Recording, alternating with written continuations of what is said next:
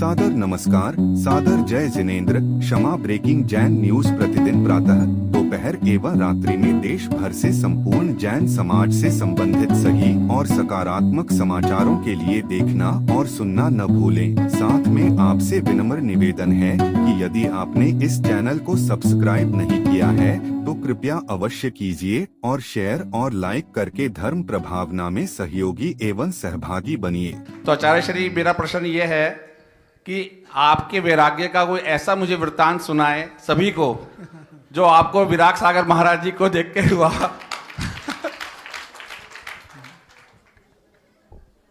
अच्छा,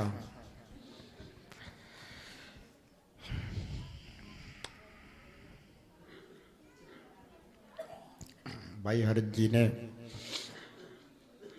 वह वृत्तांत पूछा है कि हमें वैराग्य कैसे हुआ, पर कहीं हमारा वैराग्य सुन के हरित को वैराग्य ना हो जाए।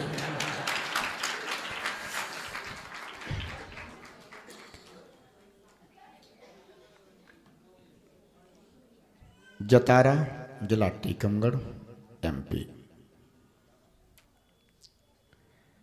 मैं तो ज़्यादा धर्मात्मा जीव तो नहीं था, लेकिन शिक्षा, अध्ययन, इसमें मेरी विशेष रुचि थी, तो अपने अध्ययन में लीन रहता था। ज़्यादा धार्मिक कार्यों में, तीर्थ वंदना, साधु दर्शन, ऐसा मैंने ज़्यादा अपने जीवन में कुछ प्राप्त नहीं किया था। बीएससी करने के बाद मैं अपने गृह पर ही था और उस समय सामाजिक संगठन होते हैं, तो उसी में मैं भी एक जैन नवयुग संघ का मंत्री बना दिया गया। नगर में एक 24 मंदिर में एक 24सी का निर्माण हुआ। समाज ने सोचा कि यहाँ पंच कल्याणक प्रतिष्ठा महामहोत्सव का आयोजन होना चाहिए, तो सभी गुरु महाराज के पास निवेदन करने के लिए सागर पहुँचे। सागर में गुरु महाराज के सानिध्य में एक बहुत विशाल कल्पद्रुम महामंडल विधान की आयोजना चल रही थी। वहाँ निवेदन करने के लिए पहुँचे, मैं भी गया। लेकिन चूँकि मैंने कहा ना कि मेरा ज़्यादा इंटरेस्ट नहीं था, तो मैं गया तो ज़रूर, लेकिन गुरु महाराज के पास पहुँचा जब उनकी रात्रि को बैयावृत्ति हो रही थी। वहाँ भी गया तो घूमने निकल गया, और फिर आया तो जब बैयावृत्ति हो रही थी और हम लोग को वापस लौटना था, तब मैं वहाँ पहुँचा।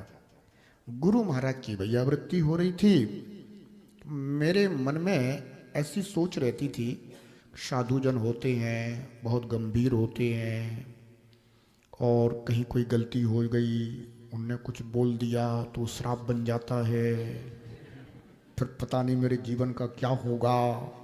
ऐसी एक अवधारणा मन में रहती थी। तो मैं वहाँ पहुँचा, रात्रि का समय था। तो जब पहुँचा तो मैंने देखा कि अरे यहाँ तो पूरा कक्ष भरा हुआ था। तो मैं बिल्कुल दरवाजे के पर जा करके और बगल में वहीं खड़ा हो गया, और खड़े होकर के हाथ जोड़ करके बस देखने लगा कि होता क्या है यहाँ पर। तो मैं देख रहा था तो गुरु महाराज बड़े प्रफुल्लित थे, वो हंसते रहते थे, मुस्कुराते रहते थे बिल्कुल, और बड़े वात्सल्य भाव से श्रावक आते जा रहे थे। सब बैयावृत्ति हो रही थी, वो सबको मंगल आशीर्वाद देते जाते थे। तो मैंने ये देखा, तो मैंने सोचा कि साधुजन तो इतने वात्सल्यमयी भी होते। उनकी छवि पहली बार मेरे आंखों के द्वार से हृदय स्थल तक पहुंची। पहली बार मेरे हृदय पर किसी की छवि अंकित हुई। और फिर जब गुरु महाराज का वहाँ दर्शन हुआ, इस समय देखता रहा, और फिर बस लौटने का समय हो गया। तो मैंने कुछ पंक्तियाँ लिखी थी, चलो इसको भी सुनाते चलते हैं और बात भी बढ़ाते चलते हैं। चूँकि मैं रात्रि के समय ही गुरु महाराज से मिला था तो फिर मैंने आने के बाद कुछ पंक्तियाँ लिखी थी। तुम्हें क्या बताएं वहाँ रात थी, तुम्हें क्या बताएं वहाँ रात थी, नई जिंदगी से मुलाकात थी, नई जिंदगी से मुलाकात थी। तुम्हें क्या बताएं वहाँ रात थी, नई जिंदगी से मुलाकात थी, नई जिंदगी से मुलाकात थी।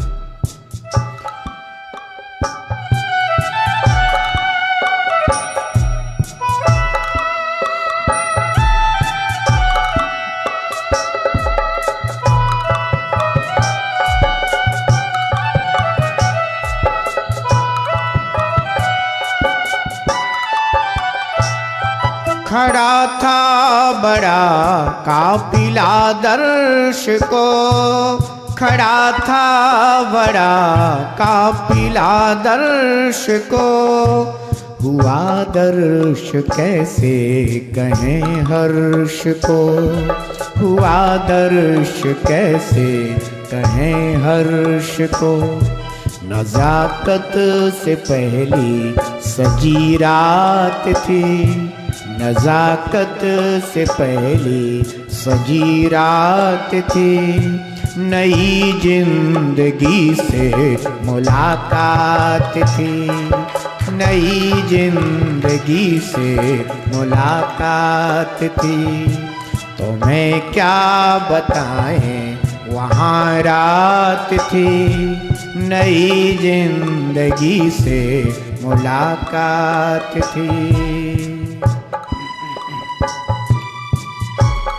और जैसा कि गुरुजी के चेहरे पर हमेशा मुस्कान रहा करती थी मुस्कान होठों पे कुछ मंद सी, थी मुस्कान होठों पे कुछ मंद सी, मेरी जीस्त शायद वही बंद थी, मेरी जीस्त शायद वही बंद थी। हिले होठ ना एक सौगात थी, हिले होठ ना एक सौगात थी, नई जिंदगी से मुलाकात थी। क्योंकि गुरुजी का मौन था और मैं गुरुजी से बोलना जानता नहीं था, तो ना मैं कुछ बोला ना वो कुछ बोले। हिले होठ ना एक सौगात थी, नई जिंदगी से मुलाकात थी, नई जिंदगी से मुलाकात थी।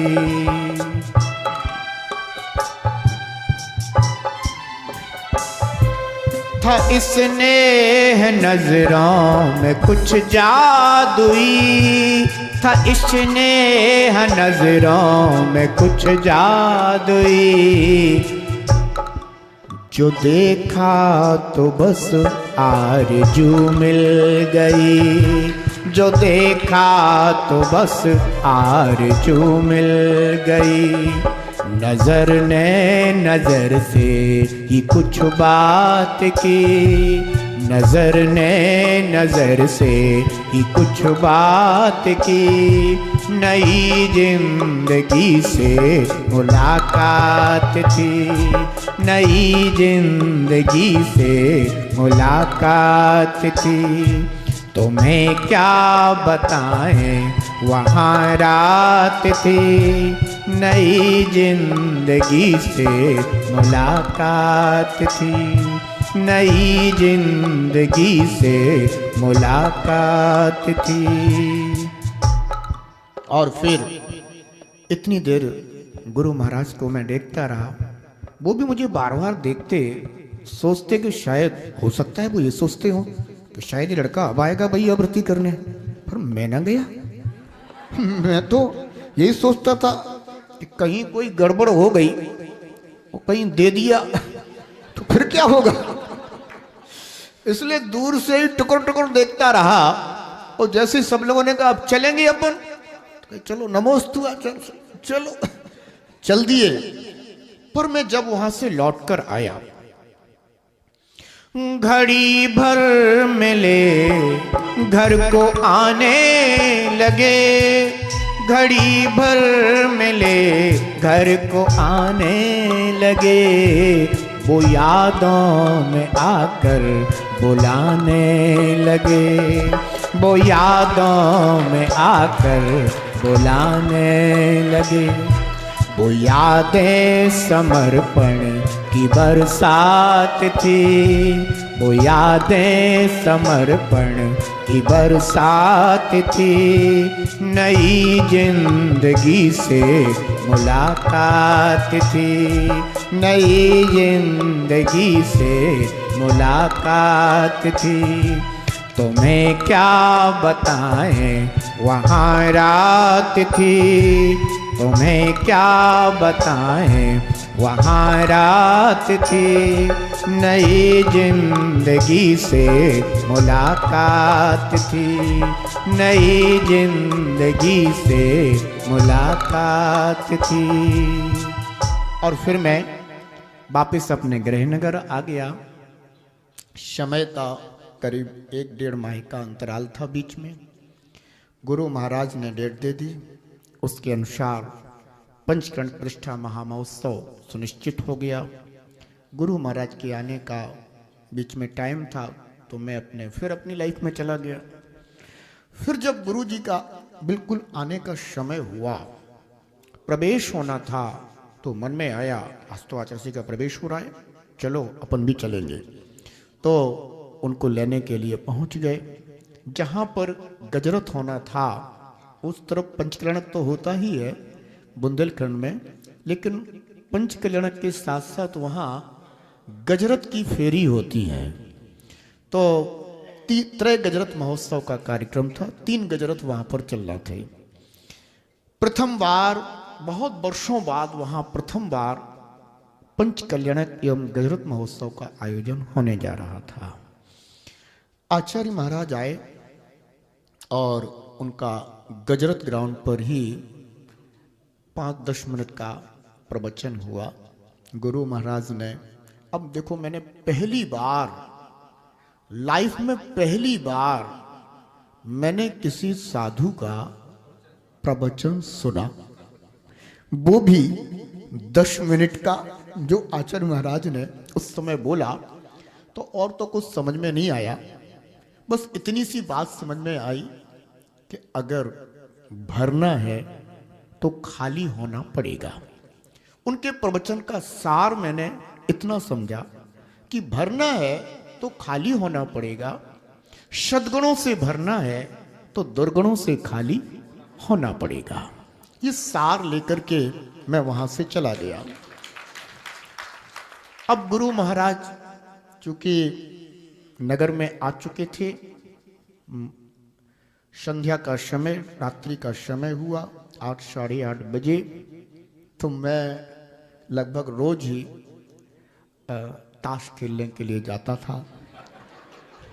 तो अपने समय पर मैं अपने मित्र की दुकान पर पहुंचा और मैंने उनसे कहा कि चलो दुकान बंद करो, चलते हैं अपन लोग।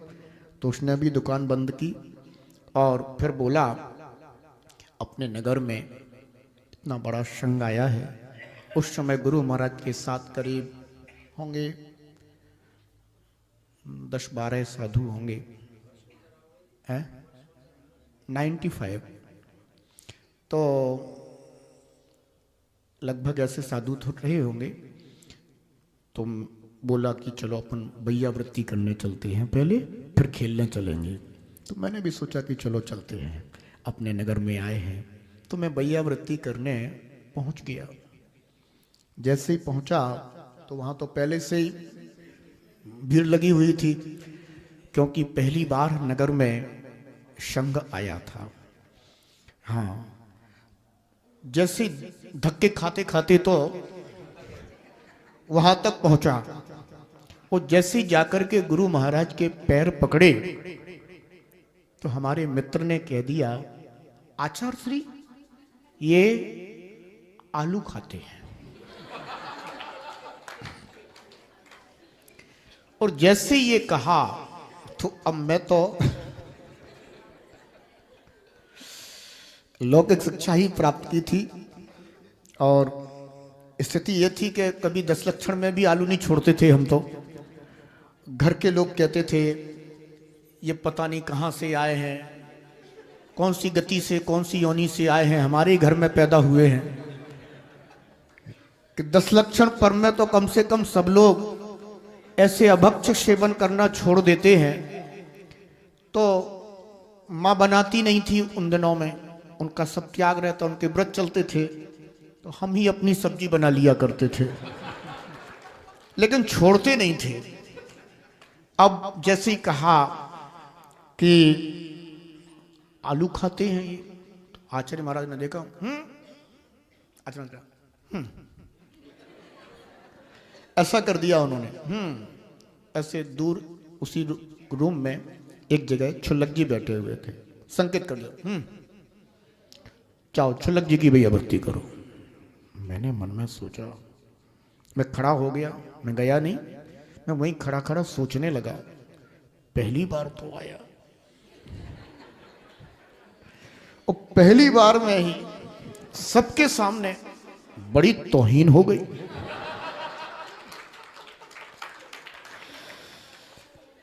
अब मैं खड़ा खड़ा सोच रहा था, गुरु महाराज ने भी देखा कि लड़का को सोच रहा है, तो फिर गुरु महाराज ने मौन में ही हंसते हुए ऐसा संकेत कर दिया, 4 महीने का आलू का त्याग कर दो। मैंने कहा, आचार्य श्री आज से मेरा आलू का आजीवन त्याग।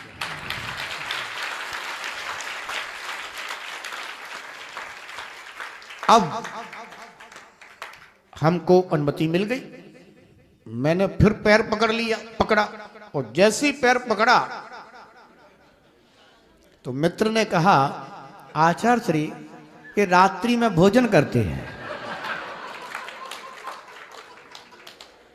अब मैं रात को 12 बजे, 1 बजे, 2 बजे तो लौट के आता, तो मेरी दादी थी, मेरे पिताजी बड़े सख्त थे, रात्रि भोजन के बिल्कुल खिलाफ थे। तो सांझ होते ही वो ताला डलवा देते थे रसोई पर, किसी को रात्रि में भोजन नहीं मिलेगा। मेरी दादी थी, दादी मुझे बहुत प्यार करती थी, तो वो पहले से ही सांझ होने के पहले ही अपना हिसाब किताब बना के कमरे में रख लेती थी।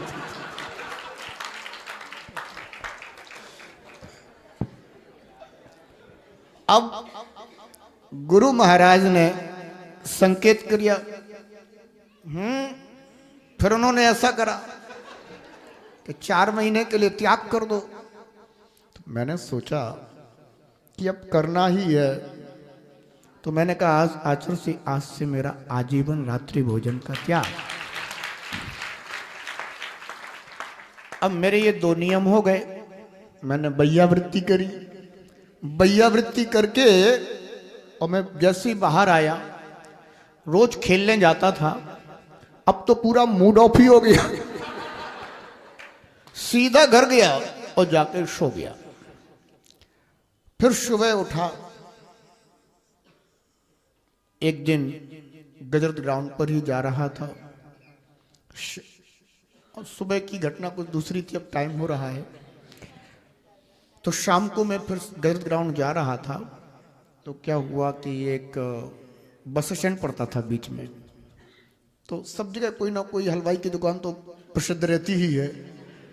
तो वहाँ भी एक स्वामी नाम से एक हलवाई की दुकान प्रसिद्ध थी, उसके पेड़े बहुत प्रसिद्ध थे। तो मैं शाम हो गई थी, थोड़ा सा अंधेरा सा हुआ होगा, तो पेड़े खाते हुए वो चला गया।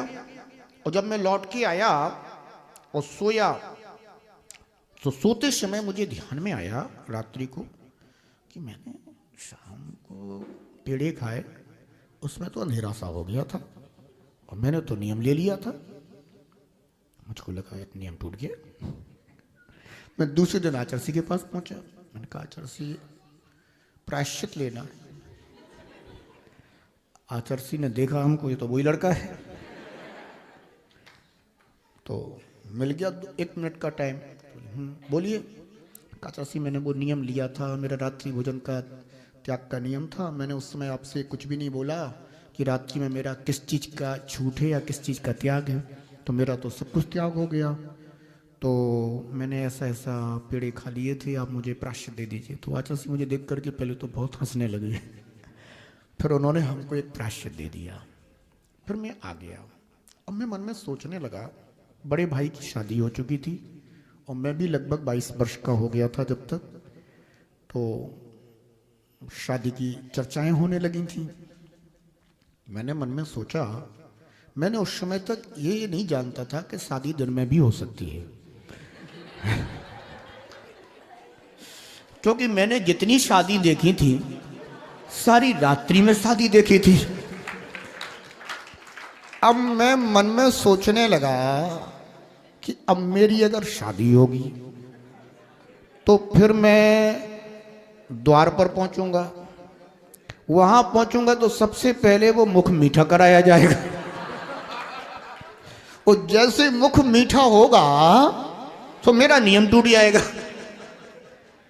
अब मैं अपने आप से कहने लगा, अब तुम्हें अगर नियम पालन करना हो तो फिर यही मार्ग है अब तुम्हारे लिए। और यदि तुम्हें नियम नहीं निभाना हो तो फिर अब ये जो तैयारी चल रही है, अब फिर ये वाला मार्ग है। तो मैंने मन में सोचा कि नहीं, अब नियम ले लिया है तो अब तो नियम ही निभाना है। बस वो कारण था। मैं आचार्य महाराज के एक दिन लास्ट दिन पड़गहन के लिए खड़ा हुआ। आचार्य महाराज मुझसे ही उनका पड़गहन हो गया। अब तो मुझे और खुशी हो गई, आचार्य श्री और मुझसे पड़क गए, ये तो मेरा बड़ा सौभाग्य है। उसी दिन बस लास्ट दिन मैंने उनको आहार दिया। आचार्य श्री का बिहार हुआ, मैं भी उनके साथ बिहार कराने चल दिया। बिहार कराते कराते आहार जी पहुंचे। सिद्ध क्षेत्र आहार जी टीकमगढ़ में पपौरा जी के पास है।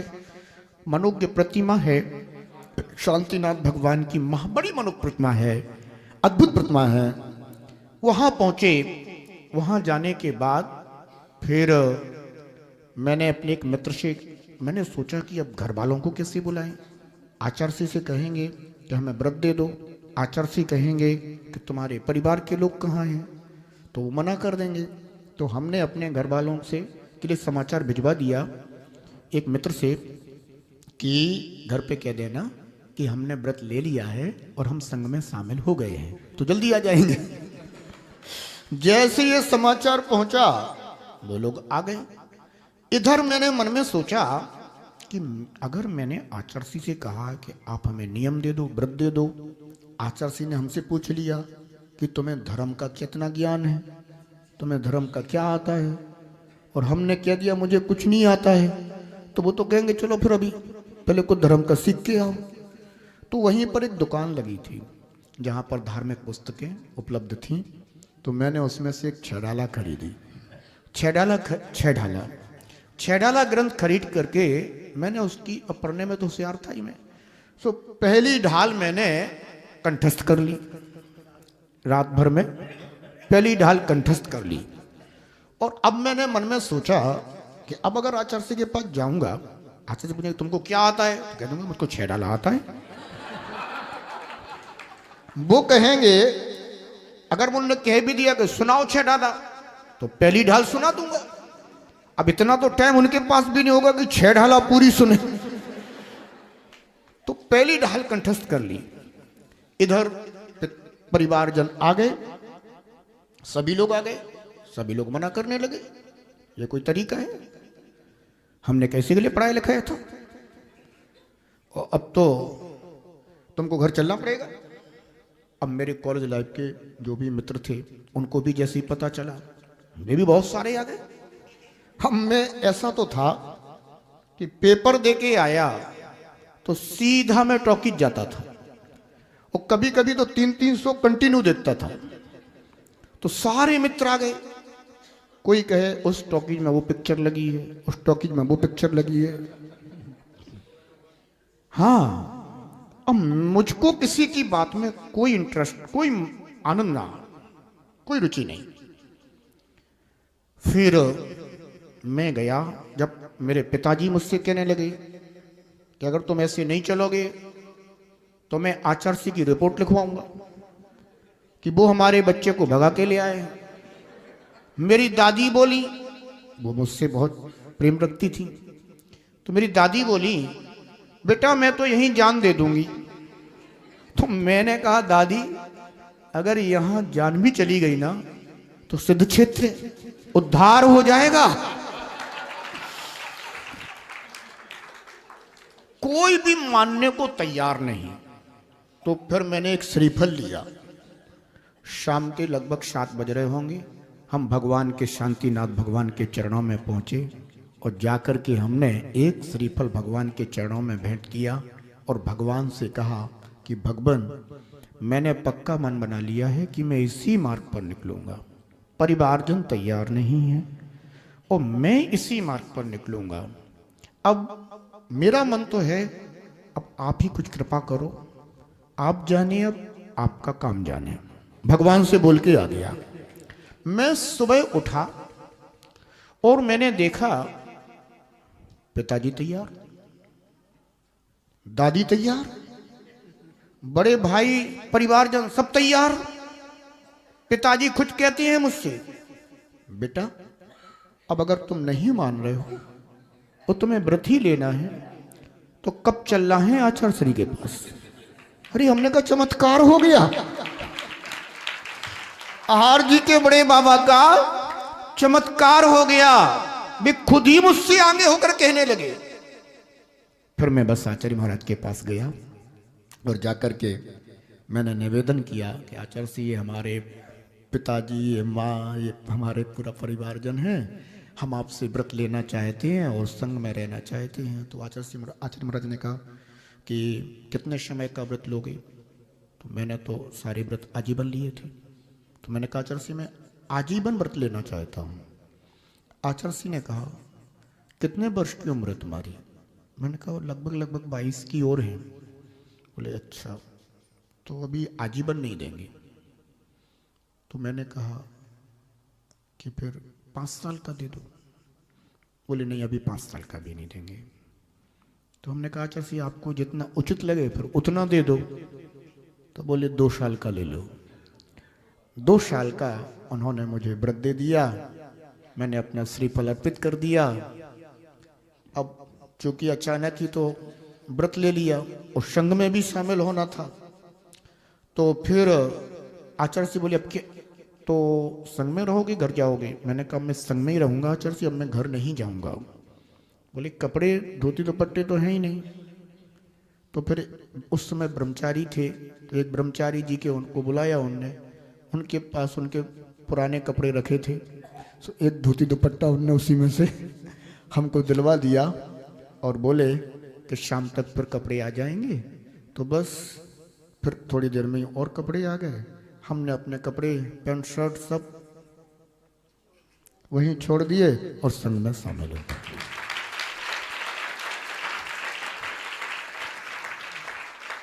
हमें जो दिया वो कहीं ना मिला, हमें जो दिया वो कहीं ना मिला। रखा हाथ सिर पे तो यार वो मिला। रखा हाथ सिर पे तो यार वो मिला। मैं ना चीज क्या मेरी औकात थी, मैं ना चीज क्या मेरी औकात थी। नई जिंदगी से मुलाकात थी, नई जिंदगी से मुलाकात थी। तुम्हें क्या बताएं वहाँ रात थी। नई जिंदगी से मुलाकात थी, नई जिंदगी से मुलाकात थी। नई जिंदगी से मुलाकात थी। जयकारा गुरुदेव का। जयवंत हो। अब हमने सभी को एक ही नारा दे दिया है कि एक ही नारा एक ही पान, गम पान जिना गम पान, एक ही नारा एक ही पान, जिना गम पान, जिना गम पान, एक ही नारा एक ही पान। जिना गम पान, जिना गम पान। मैंने मन में सोचा, साधु बनने के बाद फिर पता चला कि बड़े पंथ हैं अपने यहाँ, उसके पहले नहीं जानता था इतना। तो फिर सोचा कि ये पंथ वास्तव में शास्त्रों में आए हैं क्या। तो पता चला कि ना कोई 13 पंथ शास्त्रों में है, ना कोई 20 पंथ शास्त्रों में है, और भी जो नए नए अभी पैदा हुए हैं कोई भी पंथ शास्त्रों में नहीं है। लेकिन ये काल दोष से विद्वानों ने या किसी व्यक्ति विशेष ने पैदा कर दिए हैं। तो मन में ये आया कि ये तो कोई हमारा सच्चा मार्ग नहीं है। जो जिनेंद्र भगवान ने कहा है मार्ग तो वही सच्चा है।